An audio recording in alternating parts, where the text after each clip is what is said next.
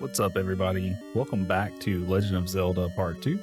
We had stopped here in dungeon number 2, and we're just going to get right back into it here.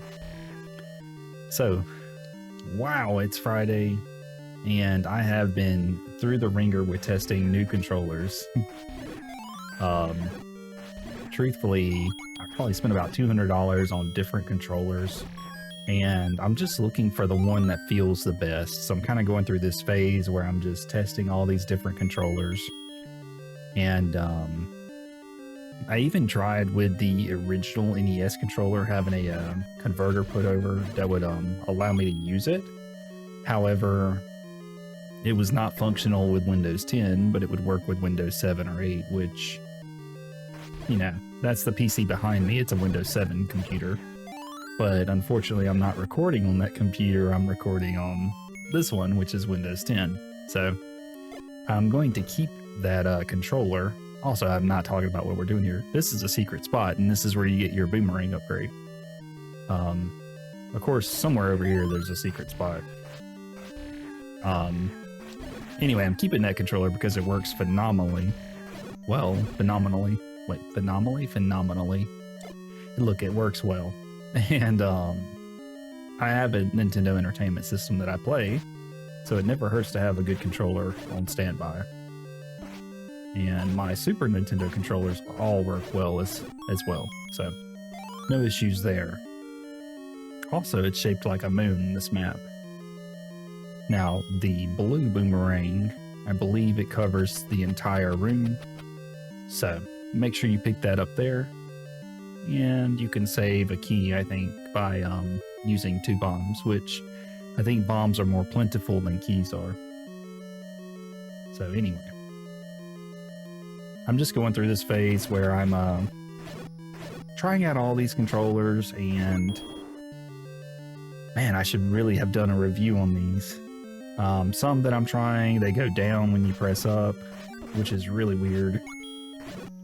And I'm really looking for a controller that doesn't stick to the bottom for the NES. That's the whole purpose in all of this. Even playing this game is a little bit more difficult because, you know, sometimes it doesn't move the way that you would ideally prefer it to move. Some of the ones that I've been testing, if you press up and left, you'll go down. It's just awful. And I'm looking for one that has kind of precise movements where I can do very quick inputs and then immediately press and go a different direction. The one that I'm using isn't bad by any means, but it was really noticeable in Ghosts and Goblins, and I've been trying controllers ever since. But I found one for the Super Nintendo that works perfect. But for some reason, it does have a little stiffer movement on the Nintendo system. And it could just be me remembering it too. I could be making a mistake, but I've got like $100 more controllers coming in. So one of them's like $50, one's 35, and then one is like 16. So I'm trying all different price ranges here as well. Oh, we got some bombs here. And I'm not trying to brag or anything like I got $100 of controllers. You know, it's not like that. I'm just saying that, like, I'm covering all price ranges and I'm not skimping out, you know, like you bought a cheap controller, what do you expect? The converter to actually swap over a actual NES controller, I wish that worked. That would have been the best. Recording on an actual NES with an HDMI card would also probably be the best. I just don't have access to that at the moment, which I do have the systems and the consoles. But my computer is 1440p and my capture card is only 1080p, so if I plug it into my monitors, it doesn't work well. Now, I do plan to record Switch games, also Dundago, Dislike Smoke. I do plan to record some Switch games and some PlayStation 4 and 5 games, which is what that PC setup is far behind me. I just haven't gotten it optimized just yet, but that's for later. Like, I want to play all the retro games first. And I eventually plan to stream some of those games as well. So I'm really trying to get everything ironed out and working perfectly. We're going to leave those bombs. So this is the boss of Dungeon 2. Sorry I went on a huge side quest there with everything I've been doing. I'm also... I think there's a way you could strike him as well. Let me try something here. So if you hit him with the smoke, you could strike him with a sword. You can also make him eat the bombs. And we left those bombs so that we could go back and grab them afterwards. Anyway. I'm also just doing a lot right now. And once I get everything set up, I won't have to worry about it anymore. Like, it'll all be functional. You'll notice the camera is different today too.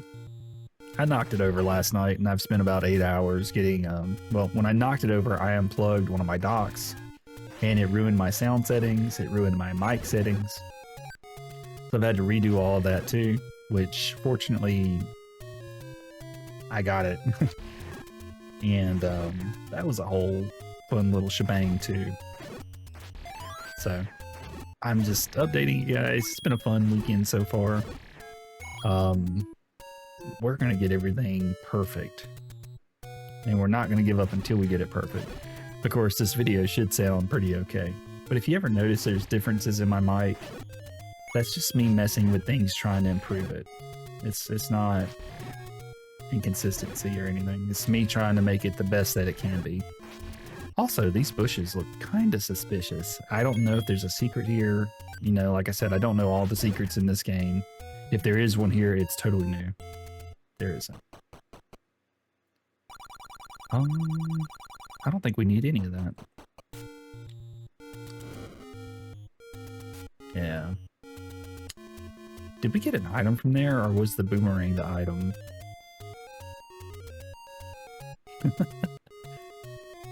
Your item is the boomerang.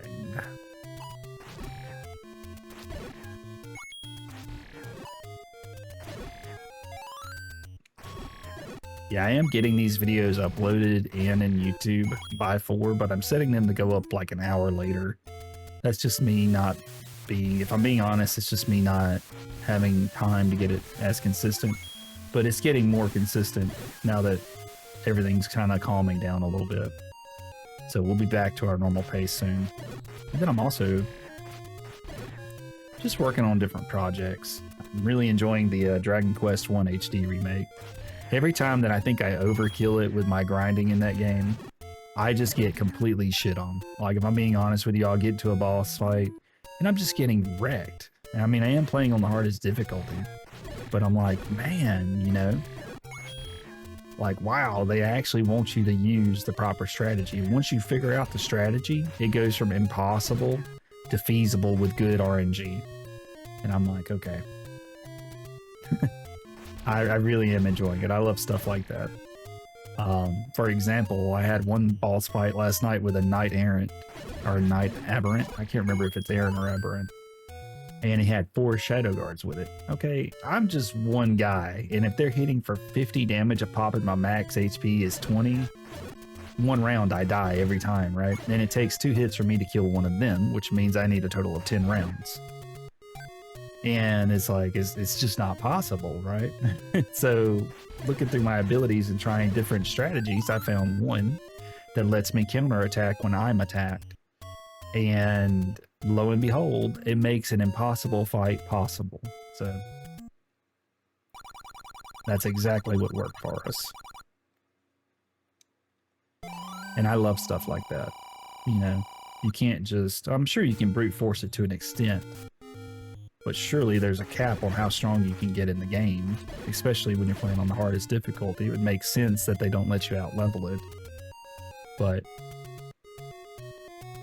I could be entirely wrong too on that. I mean, you could probably just out-level these early boss fights, but I'm hoping the Dragon Lord remains truthful and somewhat challenging. Meet the old man at the grave. Well, can I give you this? Okay, I can't give her this. I didn't remember if we could buy potions here or not. I think there's one area here you can, though, right? Also, I bought the shield upgrade there. Let me try something here. I just want to know if I can swing and block now. That would be super cool to know. Yeah, she doesn't say anything, so then you give her that. It says buy medicine before you go. That one I believe we can use twice. So we've got arrows, we've got our meat. We're pretty stacked up, so we're just ready to cruise through the game now. But does that mean we're not going to kill enemies? You know, that's the whole reason you're playing this game. That's the fun part of it. To defeat the enemies, you know?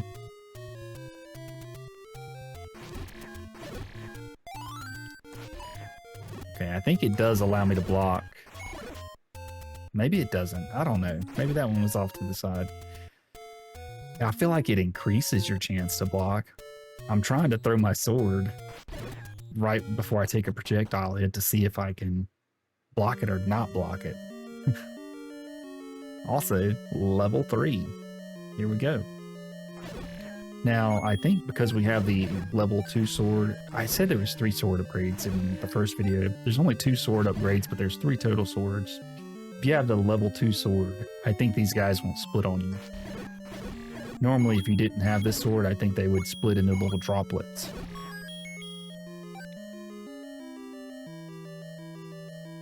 So, oh, these are Armos, right? Or what are these guys called? Iron Knuckles? I don't know. Dark Nuts.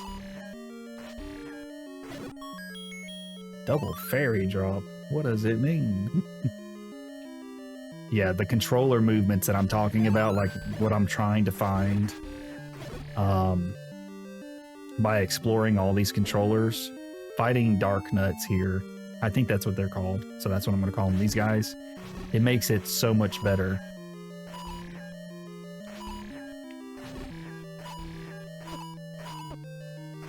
Yeah, it's pretty difficult. See, the controller gets stiff when you try to do these sharp turns. And a lot of people, they use bombs to fight these guys, which is totally, I think you could do that. I say that, let me try it out. Yeah, they use bombs to fight them. I thought I would remember that. But if you have a really good controller, it makes it a lot easier to just spin around them and strike them in the side or back. You know.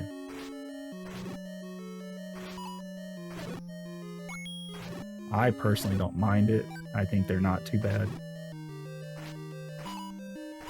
You just got to get them in those sharp turns like that. But since we do have a bomb drop, we can take advantage of that too.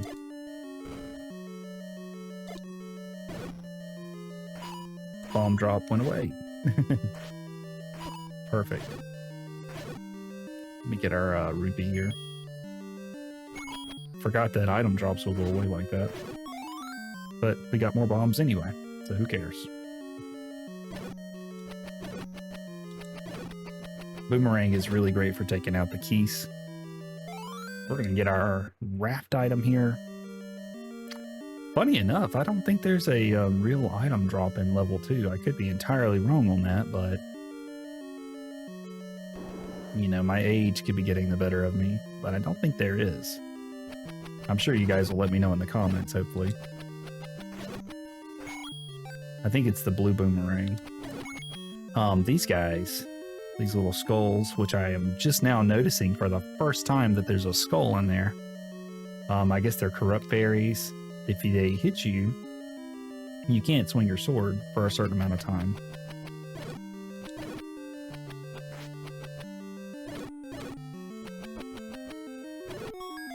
More bombs.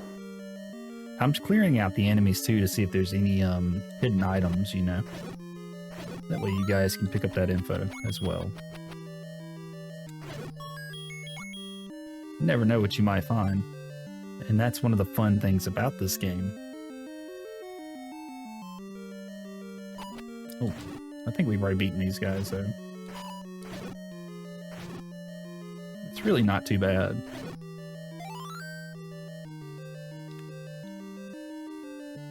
On this controller. I guess let's burn the keys and figure out what is where here.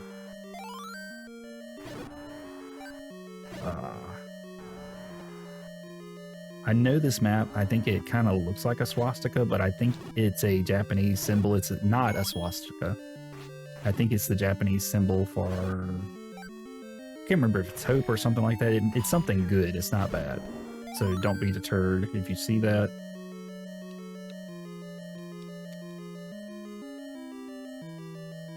You know, if you're a Bleach fan, Ichigo's guard on his sword, I can't remember what that's called either. It's kind of similar. Also, why are we checking this out? We don't need to do anything extra here. But let's make our way this way. Whoa. Don't be afraid to throw out both your boomerang while you're trying to get them with your sword too. I guess because that one's a drop, it won't let the boomerang pick it up, huh? What boss do we have here? This one, I don't know the name of it, but using the bombs makes it really easy, but I'm not going to do that. We have plenty of hearts, and we can just get it with the sword. No big deal. And that's level 3. Sorry if you guys hear my cup making some sounds. That Starbucks cup is, well, one, I like purple and pink. Those are some of my favorite colors. But sometimes, I guess because of the metal nature and how it's made, it'll make an echo or a sound. So I do apologize. I don't know if the mic will cut it out, but if it doesn't, my apologies.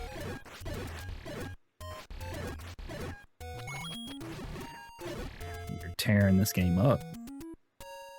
I think we're tearing it up. I mean, for just a casual playthrough, we are doing pretty good. And I'm probably going to make Zelda, the second quest to this, I'm probably going to make it its own playlist too, just to separate them.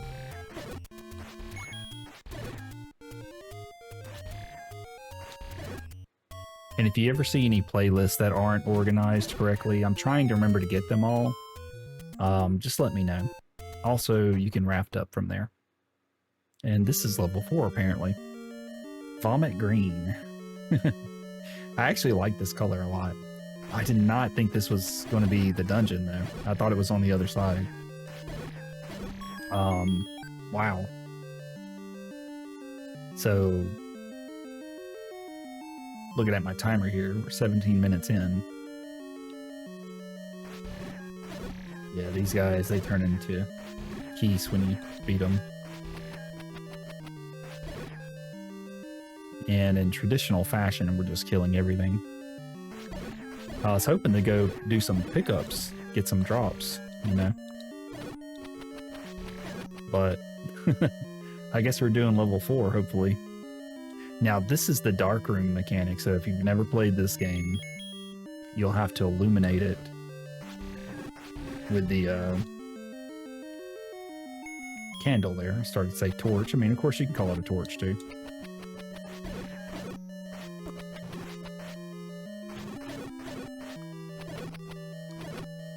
I think there is an item here, of course. You never know until you kill everything. There's not. That was a waste of time. There should be an area... Look, if you kill them with the candle, you'll see that they split as well. I didn't think about doing that earlier. I was gonna say there should be there's a path that we can't cross until we get the item of this dungeon in here. It's like a river line or something. This room right here. This is exactly what I was looking for. So we need to go right. Actually, I like these guys a lot. They're pretty fun to fight. You can even throw the candle flames out like I just did there. We need the boomerang though too. See if I can get that guy. Go this way first in case the enemies respawn. This is definitely what we're looking for. And these are likes. Highly recommend you use the boomerang here. So now I can't swing my sword.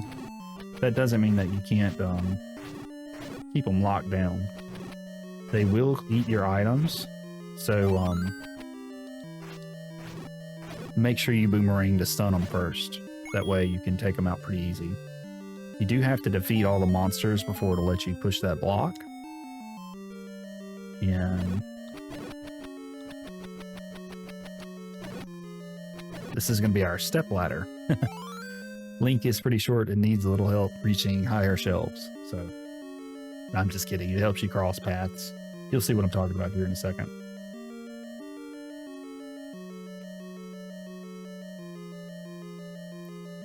So we'll be able to walk across here now.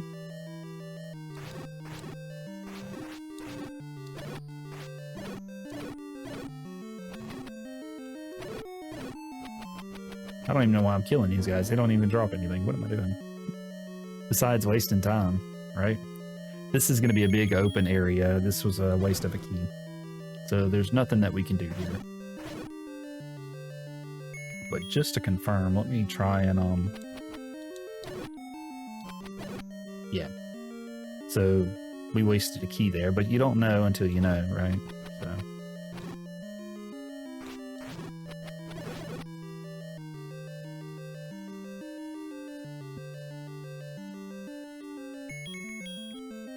I'm gonna try and, well, that didn't work out as planned. That was actually a huge whiff on my part.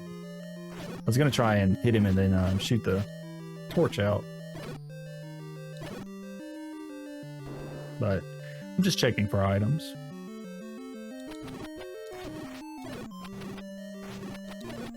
Got him. Boomerang also works.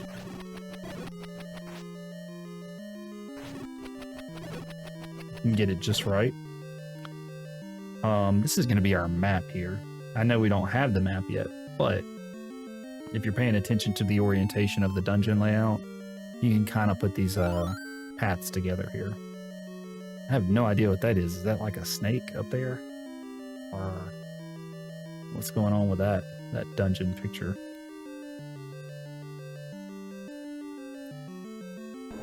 Oh, got another one of these guys. And let's use the bomb strat here, because we do have a pretty tough boss here. There you go. So with a well-placed bomb, you can really get rid of those guys. Walk into the waterfall. You already know that. And I didn't tell you guys, but you can strike him, and it'll spit fire at you. I used to do that all the time as a kid. Get our room illuminated. We'll start sending out our boomerang just to help cover up some of these enemies.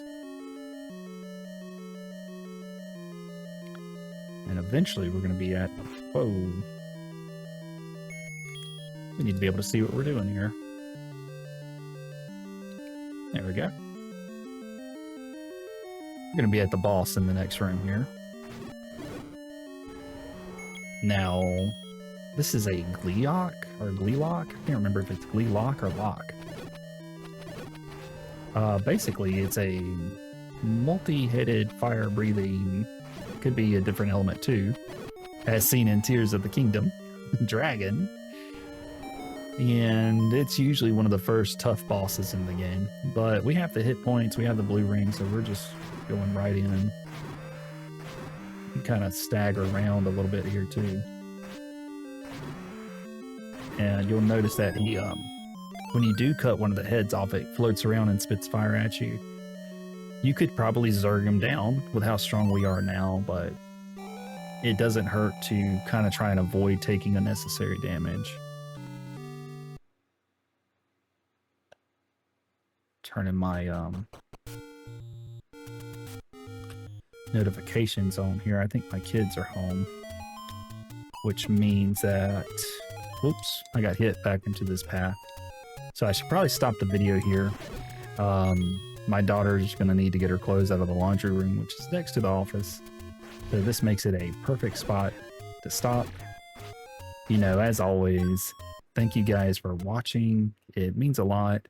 I'm stopping here in this random room that we've already discovered. Yeah, thanks for watching. You know, tomorrow we'll do more Illusion of Gaia. And what is it, Monday. Monday will be more Legend of Zelda. I'm hyped to get further in this game. So have a great weekend, and I'll see you in tomorrow's video. Bye.